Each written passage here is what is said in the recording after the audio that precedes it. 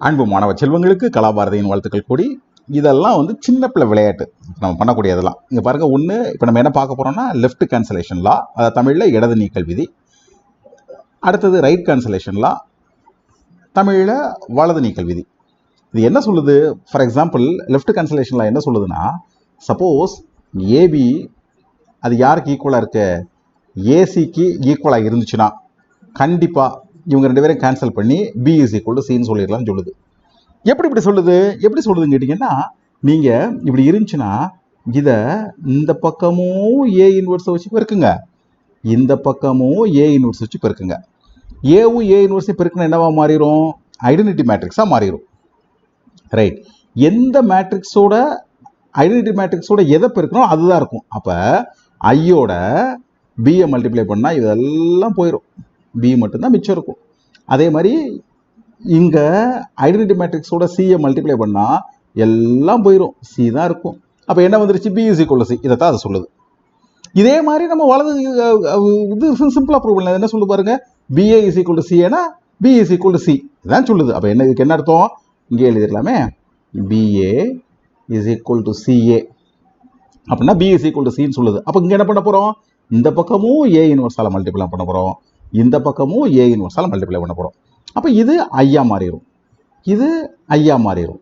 அப்படி மாறிச்சுன்னா B into I P தான் இல்லையா? ஐடென்டிட்டி மேட்ரிக்ஸோட மல்டிப்ளை பண்ணால் அது பி தான். ஓகே, இங்கே என்னது தான்? இது சி தான். மறுபடியும் பாருங்க, B is equal to C. இதில் ஏதாவது கஷ்டம் இருக்கா? எந்த கஷ்டம் இருக்கிறதா சாரு நினைக்கல. உங்களுக்கு நிச்சயமாக இது கஷ்டமாக இருக்கும் நான் நம்பலை. இந்த பாருங்க, இது ஒரு முக்கியமான லா. இது என்ன கேட்டிங்கன்னா, இது ரிவர்சல் லான்னு சொல்லுவாங்க. இப்போ சப்போஸ் ஒரு சுச்சுவேஷன் இருக்கு, உங்களுக்கு என்ன செய்ய வேண்டியது இருக்குன்னா, ஏபியுடைய இன்வர்ஸாக கண்டுபிடிக்கணும். நீங்கள் முயற்சி பண்ணி பாருங்க, நேரடியாக கண்டுபிடிக்கிறது ஈஸி கிடையாது. ஆனால் காமன் சென்ஸை வச்சு அப்ரோச் பண்ணால் ரொம்ப சுலபமாக கண்டுபிடிச்சிடலாம். எப்படின்னு கேட்டிங்கன்னா, நான் எழுதுறேன் ஏபி, இதுக்கு எப்படிடா இன்வர்ஸ் கண்டுபிடிக்கலான்னு பார்க்குறேன். நான் என்ன யோசிக்கிறேன், முதல்ல பியை காலி பண்ணுறதுக்கு ஒன்று பண்ணுவோம் அப்படின்னு சொல்லி பி இன்வர்ஸால் மல்டிப்ளை பண்ணுறேன்.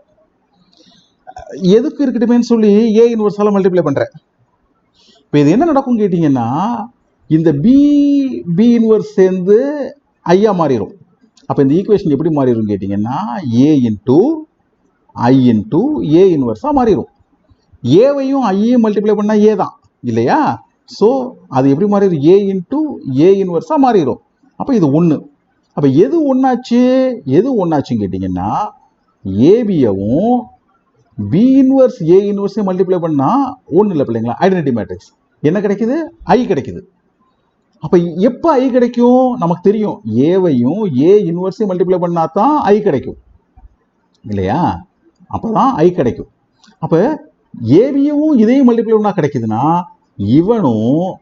இவனும் ஒருத்தனுக்கு ஒருத்தர் இன்வர்ஸ். அப்போ நம்ம சிம்பிளாக சொல்லிடலாம், ஏபி அவனுடைய இன்வர்ஸ் கண்டிப்பாக யார்? B inverse A. இது ஏ இன்வர்ஸ். இதெல்லாம் மனப்பாடம் பண்ண வேண்டியதில்லை. ஆனால் கண்மூடி கண் திறக்கிறதுக்குள்ள டெரைவ் பண்ணுறதுக்கு நீங்கள் பழகிக்கோங்க. சரியா பிள்ளைங்களா? இப்போ அடுத்து வருவோம். அடுத்து வந்து ரெட்டிப்பு நேர்மாறு விதி.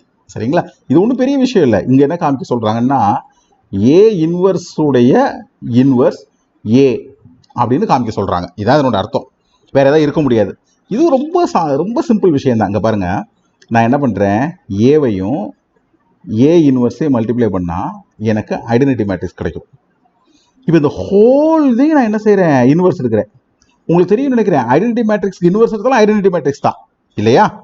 1001க்கு இன்வர்ஸ் எடுத்தாலும் அதுதான். அப்போ இது மாறாது. ஆனால் இங்கே தான் நம்ம கண்டுபிடிச்சிருக்கோங்க பாருங்க, AB whole inverse is equal B inverse A இன்வர்ஸ்னு கண்டுபிடிச்சிருக்கோம். ஓஹோஹோ, இங்கே ஒன்று பிள்ளைங்களா டேஷ் போட்டிருக்கேன். சரியா? நீங்கள் சரி பண்ணிக்கோங்க. ஓகே, நமக்கு தெரியும். அப்போ இதை எப்படி எழுதலாம் கேட்டிங்கன்னா, ஏ இன்வர்ஸ் உடைய ஹோல் இன்வர்ஸ் ஏ உடைய இன்வர்ஸ் இஸ் ஈக்குவல் டு ஐ. அப்போ இதை பார்த்தா தெரிஞ்சிருச்சு. என்ன தெரிஞ்சிருச்சு? நமக்கு ஏற்கனவே என்ன தெரியும், ஏவையும் ஏ இன்வர்ஸையும் மல்டிப்ளை பண்ணால் தான் நம்மளுக்கு ஐடென்டிட்டி மேட்ரிக்ஸ் கிடைக்கும். அப்படின்னா இந்த ஏ கண்டிப்பாக அதுக்கு ஈக்குவலாக இருக்கும். அப்போ நம்ம சிம்பிளாக சொல்லிடலாம், ஏ இன்வர்ஸ் உடைய இன்வர்ஸ் நிச்சயமாக யார்? அவன் ஏ தான்.